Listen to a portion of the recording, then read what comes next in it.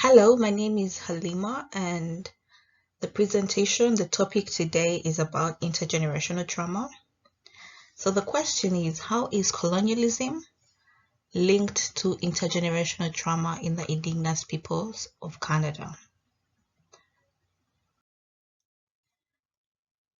Before we continue, I want to view intergenerational trauma. This is a type of trauma that is passed down from the first generation of people that survived the direct experience with it to the next generation. In simple terms, it's when one group of people were traumatized in several ways, and the trauma gets to be passed down to the next generation and the next. Colonialism and how it is linked to intergenerational trauma. Colonialism is the control of a group of people or a certain area by one power group or people. So how is colonialism linked to intergenerational trauma? When the colonialists came to Canada, they found that indigenous people living already on the land of Canada. Though for them, they considered this being a new discovery to human beings, and they did not consider the people living there.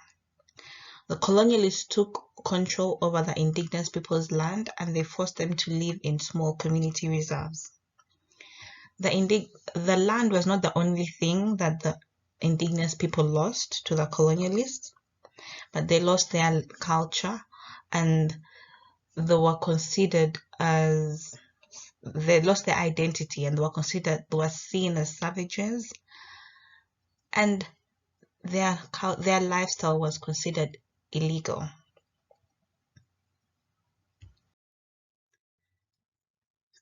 The residential schools.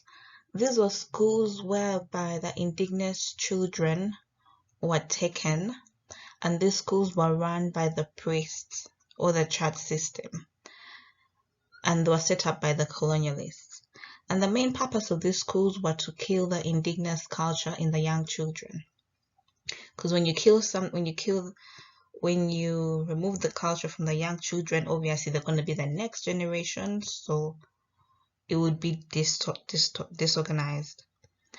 When the children reported to the school, their hair was cut off, and they were all supposed to wear uniforms, and they were given numbers. So their names were not used, they were using numbers. Even if you went to a school with your relative, maybe your brother, it was hard for you to communicate or speak to them because the boys were separated from the girls.